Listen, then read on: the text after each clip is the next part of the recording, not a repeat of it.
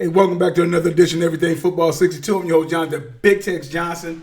Yeah, I was getting a lot of requests. Well, I ain't gonna say I was getting a lot of requests, but somebody asked me about, what do you think about the whole Andy Dalton going to Dallas Cowboys with the whole Dak Prescott thing, and the whole situation that's going on over there. And I said it was a good move.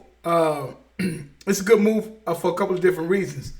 In this day and time, you need to have a backup quarterback that can do some things and whatnot, just in case the other quarterback gets hurt or whatever, and have a quarterback that's relatively decent and everything that could actually help you out if you come into a little crisis and whatever and whatnot. The funny thing about it is that this is just me though, and that could probably be a lot of other people. I did a show almost a year ago about how ownership needs to be held accountable for putting garbage teams out there on the field. And I still feel that way. But when you think of Cincinnati Bengals, you think of just complete ineptness. You think of they don't do anything. And the funny part about that, because you think that of them all the time, that means you have to really be a serious football head to really understand that if you go back to when Andy Dalton was first drafted, right? I want to say 2011. Andy Dalton's first years in the league with the Cincinnati Bengals, Dalton's Bengals went 50, 26, and 1. I didn't even know that.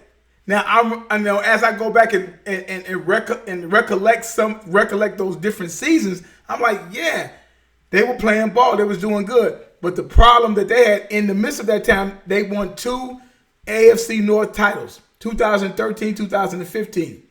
Like I said, Andy Dalton went 50, 26, and 1 during that particular time. During that time from, like I said, from 2011 to 2015. All right. And he's to me, he's a nice backup for Dak and everything like that. I mean, he's made his money. He's played. He's been in the game. But the knock on Dalton and those Cincinnati teams, it really starts back with the coaching.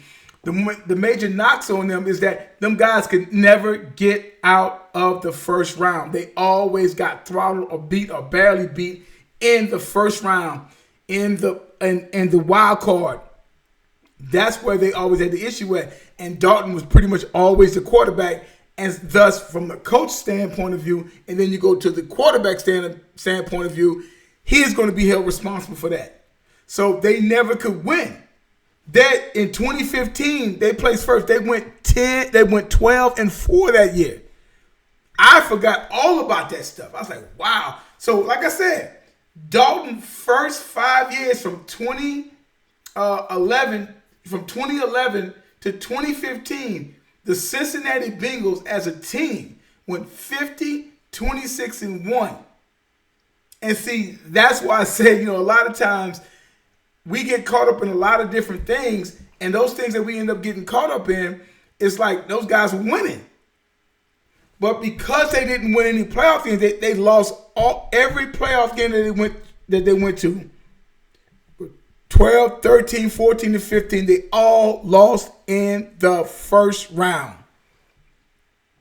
A coach is going to take some heat from that, but your quarterback is going to take a lot of heat from that.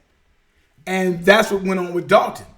And I was talking to my partner, and we were like, he's saying, well, it's a good move and stuff. I said, yeah. He said, well, Dalton, I never thought he had a pretty good career. A couple of Pro Bowls, even though a lot of these Pro Bowls, how they do it nowadays, it don't mean nothing because the way the whole Pro Bowl thing is played. And I've already done shows on that, and you guys already pretty much know about that.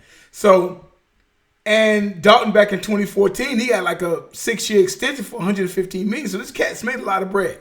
He's a Texas kid. It's a good move for him. It's a good move for him. And whatnot. He played some years, played 9 years in Cincinnati, 3 Pro Bowls. But what ends up was going to haunt him, and what always haunts quarterbacks like him, is the fact that Andy Dalton he won 70 and 61 or something to that effect, or something like that, right?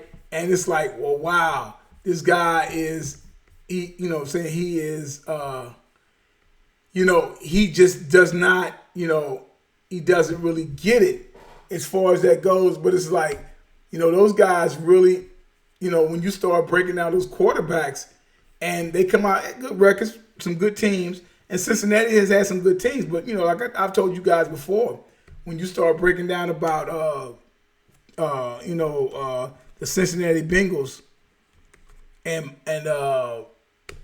guys like Mike Brown, who's the son of the legendary coach Paul Brown, that guy don't get it. You got to get players and put them around your squad and stuff like that. You definitely have to do that. But somebody like I say, like with Andy Dalton. Andy Dalton's when you break him down, his career numbers. He's 70 and 61. Now the first 4 or 5 years of his career, 50, 26 and 1. I told you that. Now from after 2015, 16, 17, 18, 19, the last 4 years, which means that he only won 10 more games. That's horrible. Which basically, the 10 more games that he basically won from 2016, 17, 18, and 19. Basically, the Bengals was averaging about 5 wins a year. Something to that effect. So after 50, 26, and 1 record, then you got somebody that's only winning another 10 more games in a 4-year stretch. Something had to be done. So, of course, they released him and everything like that. But at the same time, the Bengals have an issue with these type of quarterbacks anyway. They have an issue with somebody like when these guys have talent. And then it's like, okay, we need to go to the next level. And Brown never wants to take him to the next level. It happened with Boomer Esiason. Okay? It happened with Carson Palmer. Now it's happening with Andy Dalton. We're going to see what Joe Burrow's end up doing over there. But it's crazy on how that goes. But this is a good pick. This is good for Dak as far as I'm concerned. You're going to always have – you're supposed to have competition. I just look at it as funny is that Tony Romo never had competition when he was at quarterback. I can go into a lot of different things when it comes to that, but I'm like, I don't have time for that. I'm not going to even deal with that. Somebody say something in the comment section, I might do a show on it, but I'm like, you know what I'm talking about. You know exactly what I'm talking about. You talking about somebody who had John Kitna behind him. It was never no pressure on him. Now, Dalton's a decent quarterback.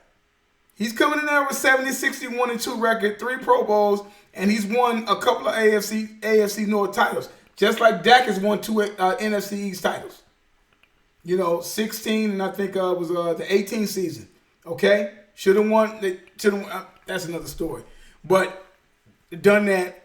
Dak has been to a couple of Pro Bowls and stuff like that. Dak's a good quarterback, solid, good, and everything. I think Dak can go to the next level and become an all-pro type quarterback. But, it's going to, but it's a lot of things swirling around Dak right now between his brother passing away and then how people are going to perceive everything from going back to cops stopping over at his house and, the whole thing over there during that time is like, was anything going on as far as this old COVID-19 bullshit and stuff like that. So it's a lot of stuff, but get a cat. But I'm like, we're going to see what Jerry does. But I'm like, I don't understand why Dak is still waiting with the money. But Dak should go ahead and take these, do like Kirk Cousins did. Take that off and get it and go from there. That's just the name of the game.